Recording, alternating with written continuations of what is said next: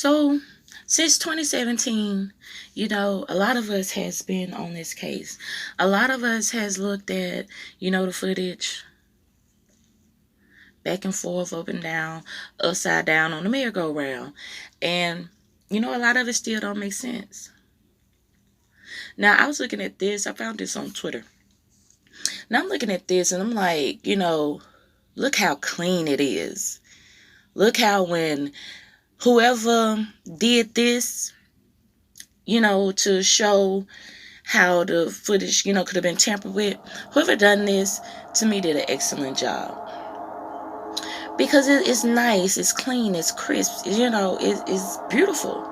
So that it got me thinking, like, whoever done this, no offense. Because I didn't even go look these people up because their name is in the video. If you look on a little thing, it's in the blue. Whoever made this is dead. I didn't even go look them up. But I'm just saying, whoever done this could have done this sitting at home with some free editing software that they downloaded offline. You feel me?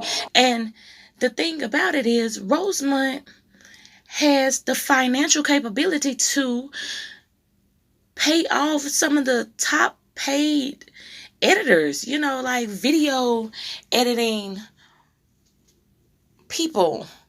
And whoever done Rosemont's footage did like a horrible job.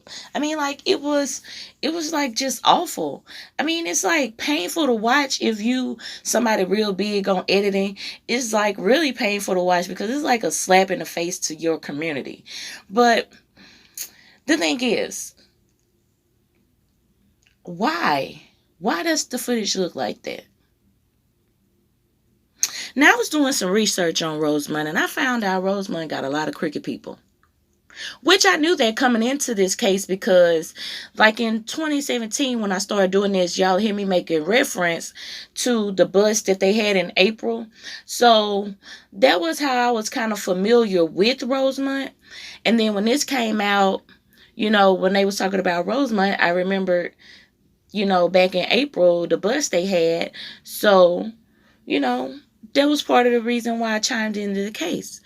So what I also found out about Rosemont is, it's a lot of crooked cops and police officers and head officials and stuff.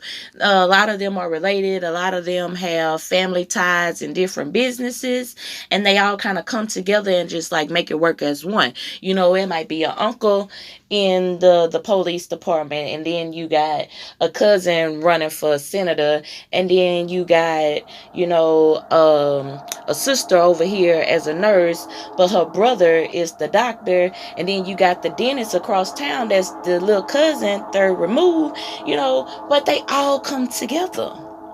They all find a way to make each other work with each other, and there's a lot of crookedness going on. So here's the thing. Not only are they financially capable of paying somebody to do a job just as good as whoever made that little clip.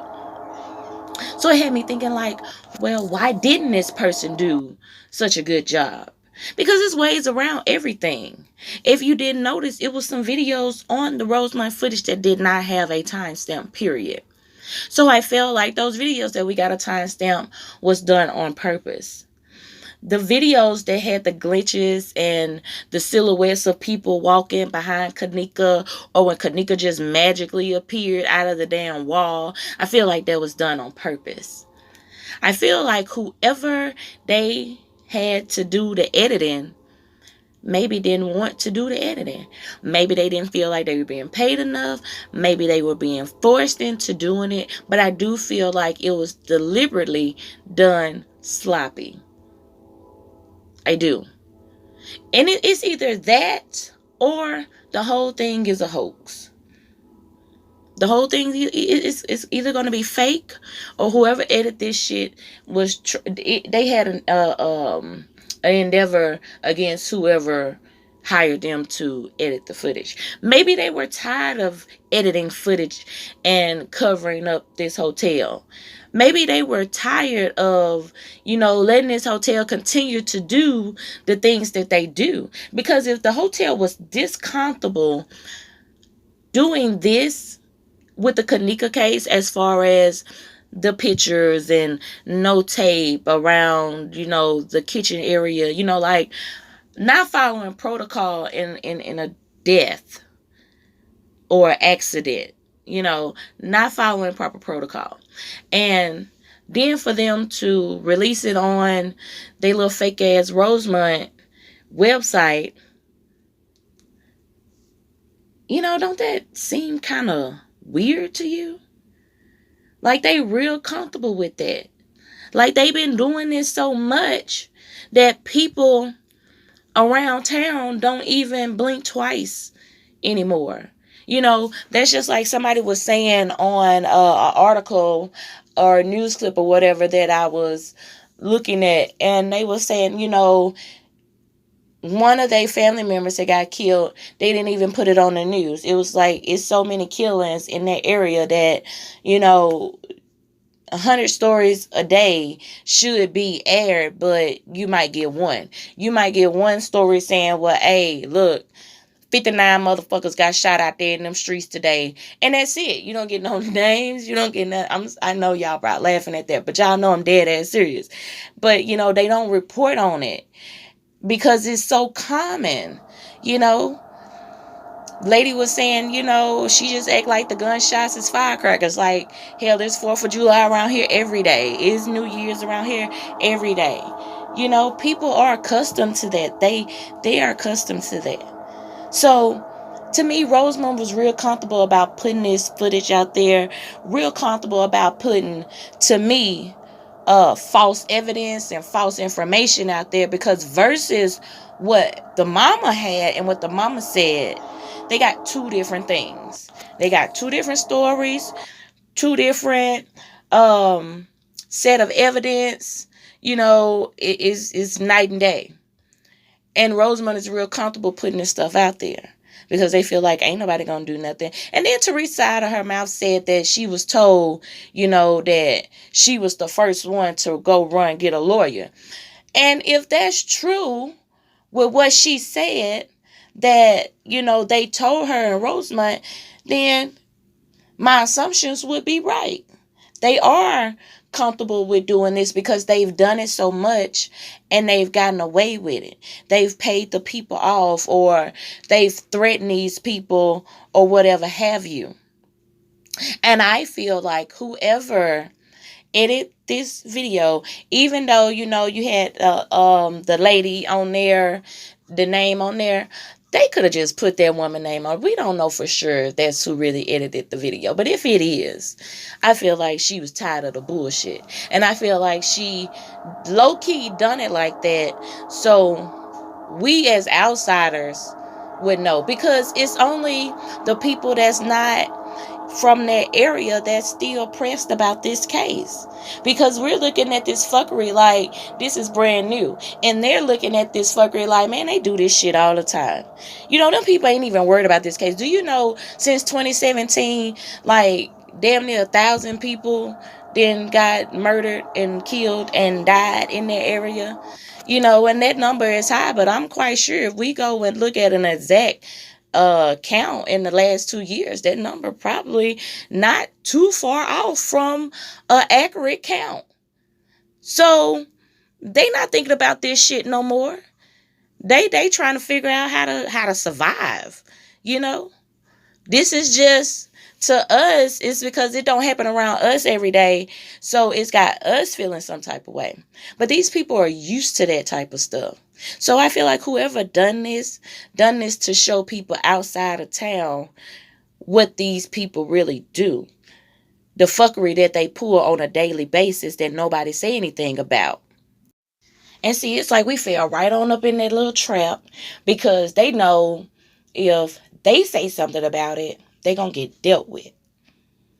One way or another, they're going to get dealt with. And they looking at it like, well, maybe the outside people say something and somebody bring the truth out, they way across the country, but hey, if you think about it, if you've been following this case since 2017 and you think about the original content creators of the Kenneka Jenkins case, then you will see those people call hell. me included, behind this case. It was so much fuckery. It still is so much fuckery. And I'm not talking about just on internet. I'm talking about shit that intervene in your personal life. Like your personal space was invaded to a level that for some people, it really put a lot of fear in their heart. And they quit, or some people went to jail. It's some people that done died that was working on this case. Now, we can't necessarily say that the deaths from YouTubers that died covering this case was tied into it, but one's to assume. One's to only assume. But, so I really feel like the editor was really trying to send a subliminal message to show that, these some corrupt ass people in Rosemont, for one thing. And I really think that they wanted to show you that the party goers in this hotel do have ties and connections. Those kids say that they never went to Rosemont's Crown Plaza before, right? But those kids navigated and maneuvered around their hotel so swiftly.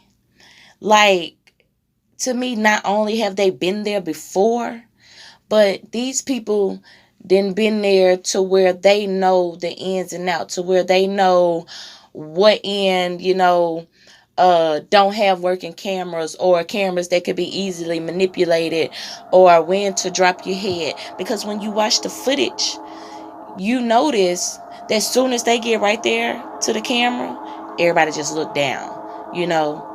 When you go back and watch, you'll see.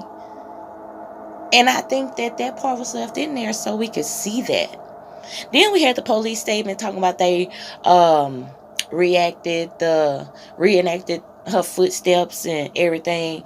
Then you got the party goers back in the little room, and another picture surfaced that seemed like it was the same room with Kenneka picture and all that stuff, Then you got people going to the party saying little slick shit about, I'm about to go play a dead girl. I'm about to go lift somebody's soul. You know what I'm saying? And for those that's not real big on the Freemason and rituals, whole Illuminati type shit, then a lot of this stuff gonna go over your head. A lot of this stuff not gonna make sense. So when people say something about a sacrifice, y'all just tripping. Y'all conspiracies. Y'all just tripping. No. This is very much so real. So, I mean, you only see what you want to see. You're going to believe what you want to believe. But at the end of the day, hey, some people better wake up. I mean, it's like right in your face. And in some of my old videos, I already talked about this. Like, I talked about this at day one. So, in some of the upcoming videos, I'm going to show y'all, what I mean when I talk about the whole sacrifice thing. And if that video not for you, that video just not for you, but you just gonna miss out. And I'm also, probably put some links in the description to some older videos that I talked about this stuff back in 2017 that, we're gonna touch on again this year, 2019, probably 2020, because from the way this is going, man, we just gonna be out here talking about Kenneka for the next how many more years, like, for real.